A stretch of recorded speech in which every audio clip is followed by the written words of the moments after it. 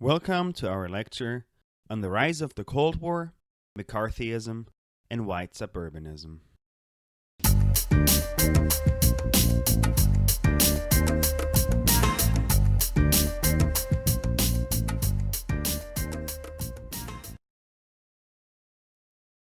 In the immediate post-World War II era, US society and political institutions changed yet again tremendously. Internationally, ideological tensions ignited more than 40 years of a global standoff between the United States and the Soviet Union, the so-called Cold War. While the United States and the Soviet Union never faced each other directly militarily, they chose to fight out their conflicts via proxy nations in the lower developed, so-called Third World. Domestically, Cold War tensions sounded in an era of anti-communist and anti-homosexual witch hunts, general conformity, and the militarization of US institutions. Many Americans turned to domestic life in the safe confines of their homes to distract themselves from the possibility of all-out nuclear war with the Soviet Union. At the same time, issues of racial and gender inequality kept brewing and increasingly made indents into the domestic sphere of politics. The origins of the Cold War remain largely contested among historians. Two major camps exist. In the first camp, numerous scholars blame the Soviet Union for the eruption of the Cold War in the mid-1940s. These scholars argue that the Soviet Union showed its moral bankruptcy through the Nazi-Soviet Neutrality Pact in 1939, Soviet repression of Eastern Europeans, Soviet dictatorship at home, Soviet hegemonic ambitions in the Middle East, and Soviets' unquestionable distaste for Western-style democracy, as seen through Soviets' attempt to undermine democracies through international communistic organizations such as the Comintern and the Cominform. Another sizable scholarly camp blames the United States and Western Europe for the eruption of the Cold War. They point to early Western attempts to overthrow revolutionary, that is communist, Russia in the late 19-teens. They point to the subsequent Western ostracizing of the Soviet Union and underscore a lack of Western empathy towards Soviet security concerns. In these historians' interpretation, the Soviet Union was justified in feeling concerned about yet another German invasion, and thus sought to create a Soviet-dominated security buffer in Eastern Europe. These historians also argued that the US informal control over much of Latin America offered striking parallels to Soviet dominion over Eastern Europe. They further point to Hiroshima and Nagasaki, as well as America's refusal to share secrets about atomic ethnology, to emphasize that the Soviet Union felt threatened by American actions. These historians empathize with Stalin's perception that the West took unnecessarily long to open a serious second front during World War II to alleviate Soviet suffering in the conflict. As a side note, this scholarly camp would generally agree that the United States and Great Britain were not ready for a serious invasion of France until the summer of 1944, but they would also underscore that Stalin could not have been aware of that and that he therefore understandably suspected that Western allies sought to, quote, bleed out, unquote, the Soviet Union. Further complicating the debate is the question of whether FDR might have prevented the eruption of the Cold War had he lived longer. Some historians argued that FDR had maintained exceptional relations to the Soviet Union and that his successor, President Truman, by virtue of his diplomatic inexperience, overreacted to Soviet actions and helped create conflicts that were unnecessary. World War II had created an alliance of convenience between the Soviet Union and the United States. Yet, World War II had barely drawn to an end when the Soviet Union and the United States faced several standoffs over the political and ideological future of Turkey, Greece, and Iran. The question of how Germany would fit into the post-World War II era, of course, also played a major part, especially considering Soviet security concerns. The creation of the North Atlantic Treaty Organization, NATO, in 1949, in part a reaction to the Soviet crackdown on Czechoslovakian democracy in 1948, and the Soviet explosion of an atomic weapon in 1949, further escalated Cold War tensions. The Soviet Union reacted eventually by creating NATO's counterpart, the Warsaw Pact, in 1955.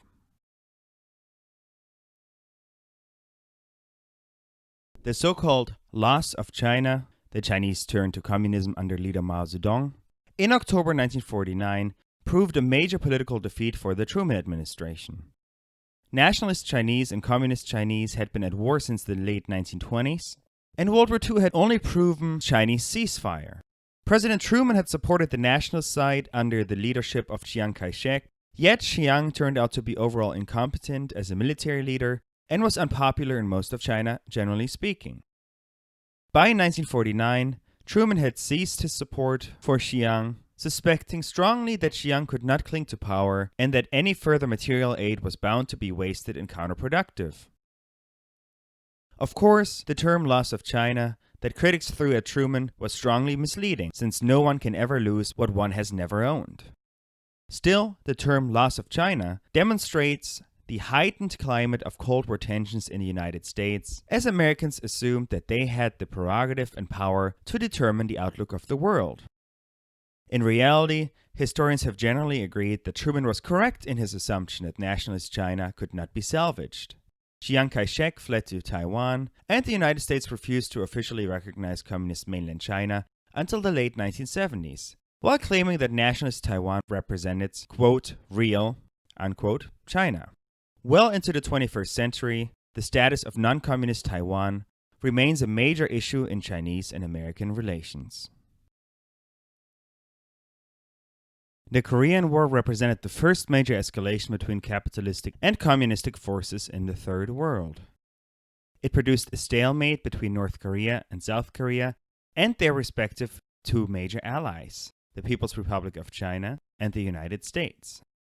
The eruption of the Korean War in June 1950 only seemed to confirm to American military hawks that the development of the National Security Council Report 68, also known as NSC 68, in April 1950 had been the right decision. The NSC 68 and the Korean War helped triple U.S. military spending between 1950 and 1954. President Truman had also influenced the militarization of U.S. society through the 1947 National Security Act, which had created the CIA, the Department of Defense, and the National Security Council.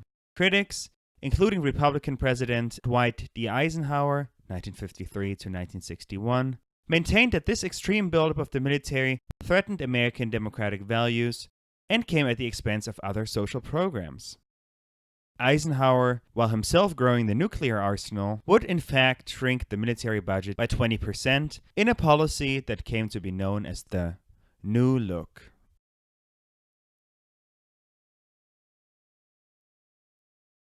The eruption of the Cold War created an intense atmosphere of paranoia and anti-communist sentiments throughout the United States.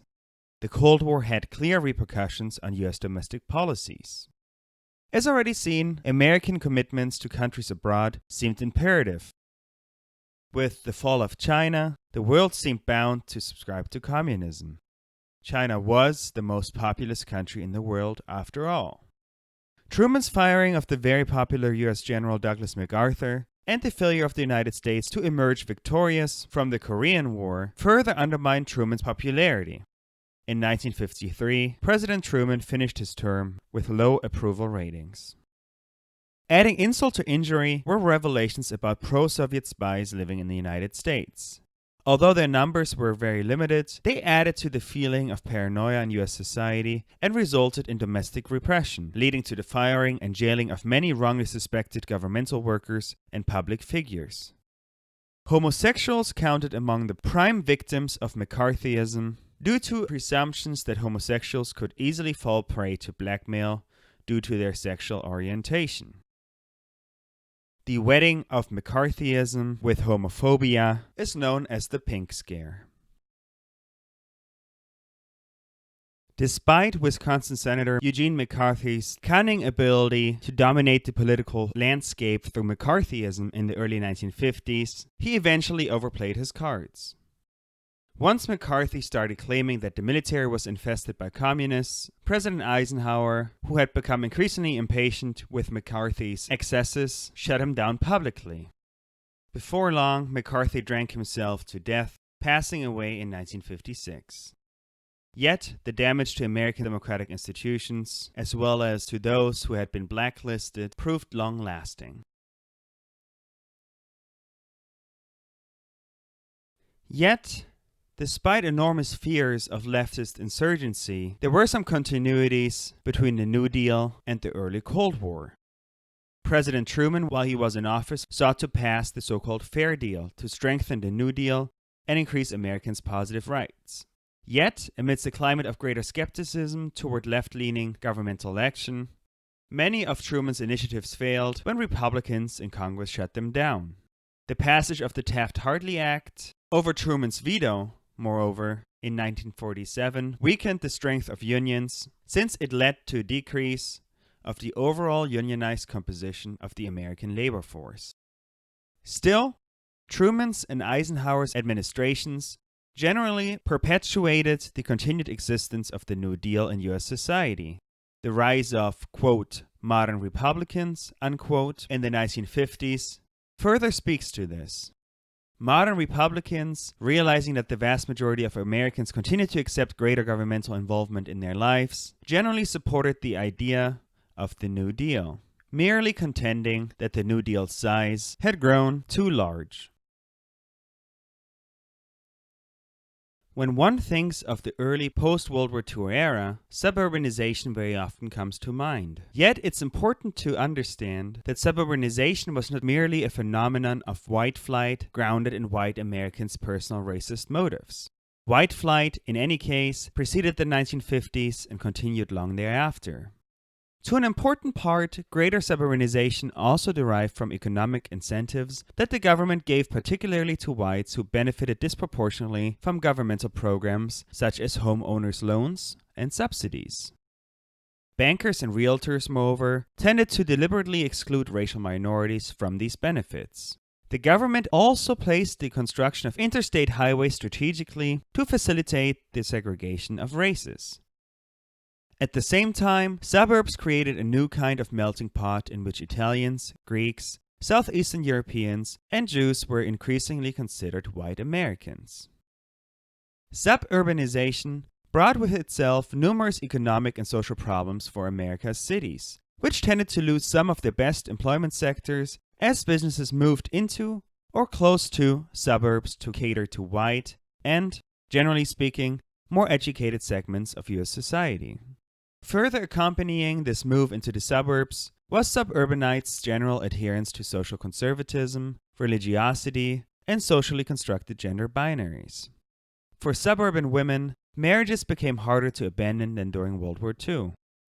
At a time when most suburban men expected suburban women to remain at home to raise families and manage the households, marriages, in the words of one historian, became women's meal ticket. It was also the best option for them to gain social respect, status, and a sense of belonging. This more socially conservative turn toward family values was also apparent through women's high fertility rate in the post-war world, the so-called baby boom. American women had 3 to 4 children on average. More generally, the 1940s and 1950s were decades in which numerous Americans sought joy in consumption, a mindset that was shared at the highest levels of government. Let us now return to foreign policy. If Eisenhower opposed the paranoia surrounding McCarthy, he nonetheless was a staunch believer in that the United States needed to stave off leftist unrest elsewhere in the world, and that it ought to preserve American access to and dominance over international resources. While the American-supported overthrow of other governments worked to the benefit of the United States at the time, it created turmoil in the respective countries and also blowback. Iranians, for one, overthrew the unpopular US-supported Shah regime in 1979 and never forgave the United States. Guatemala, meanwhile, entered decades of civil war with hundreds of thousands of victims whose destabilizing effects continued to linger well into the 21st century. In October 1962, the United States and Soviet Union faced each other in an intense standoff over nuclear missiles that the Soviet Union had secretly stationed in Cuba. This standoff between both superpowers could have easily led to worldwide nuclear war and the death of millions of humans. The Cuban Missile Crisis of October 1962 was partially the result of President Kennedy's 1961 to 1963 virulent anti-communism and Premier Khrushchev's 1954 to 1964 penchant for supporting third world revolutions. This conflict also came about barely a year after superpower tensions erupted close to gunpoint over the Soviet-supported construction of the Berlin Wall, which sought to prevent East Germans from the Socialist Republic from leaving the country and moving to West Germany. Also setting the stage for this confrontation had been the Soviet crackdown against anti-communist unrest in Hungary in 1956, which seriously undermined Soviet prestige worldwide, including among many formerly pro-Soviet Americans.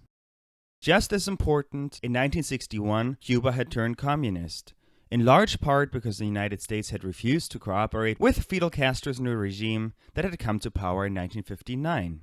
By stationing nuclear weapons near the American border in Cuba, 90 miles away from Florida, the Soviet Union under Premier Khrushchev sought to undermine US hegemony, especially considering that the United States had stationed missiles in Turkey and Greece near the Soviet border.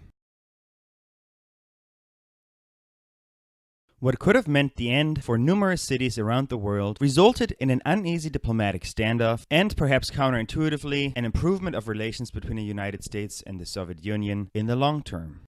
President Kennedy made promises in secret that he would not try to invade Cuba again. In reality, he did continue to support the CIA Operation Mongoose, however, which led to half-hearted assassination attempts against Fidel Castro. JFK also withdrew missiles that surrounded the Soviet Union, while the Soviet Union withdrew nuclear weapons from Cuba. The Soviet Union and the United States also established a kind of telegraphic hotline so that leaders of both powers could communicate immediately and directly with each other when circumstances necessitated it. Fidel Castro, the Cuban leader in the meantime, felt betrayed by the Soviet Union. Some historians have argued that Castro, in fact, had been willing to sacrifice millions of Cuban lives in a nuclear war to pay back the United States for its actions against Cuba. Premier Khrushchev, meanwhile, fell out of grace with Soviet political elites for his supposed failure to harness momentum during the Cuban Missile Crisis. In 1964, the Soviet Party replaced Khrushchev with Leonid Brezhnev, who would remain in office until 1982. Let us return to the domestic context in the early Cold War era. Of course, white suburbanism was just that, white suburbanism. While numerous white families withdrew into the perceived security of their homes amidst the seemingly endless crises and encounters with communism, the Cuban Missile Crisis being the most pronounced of these crises, Americans of color continued to cluster in cities' urban areas, advocating for greater minority rights and exposing racial violence. Perhaps most famously, in 1955, the civil rights activist Rosa Parks sought to undermine segregationist policies in Montgomery by setting a stage for a bus boycott in order to create a reverberating effect throughout the United States. Crucially, while civil rights activists deliberately portrayed Parks as an average African-American woman who suffered under segregationist actions, this was a well-prepared act of resistance with the intended effect to arouse attention.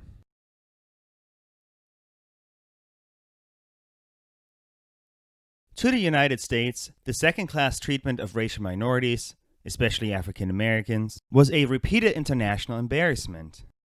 Diplomats knew that segregation and everyday racial violence against U.S. minorities were a major weakness for U.S. prestige, from which the Soviet Union sought to benefit. The Supreme Court's decision to nominally outlaw segregation in 1954 and Eisenhower's reluctant decision to come to the aid of black students at Little Rock in 1957 were the result of domestic pressures in the United States. Yet, they also reflected American sensitivity toward its international posture, especially considering its ostentatious rhetoric regarding the superiority of democracy, a democracy that in reality was extremely flawed.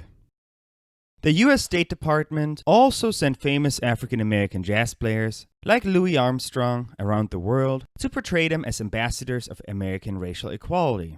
Of course, this fooled few international audiences, and jazz players, in fact, used their roles to raise awareness about U.S. racial issues.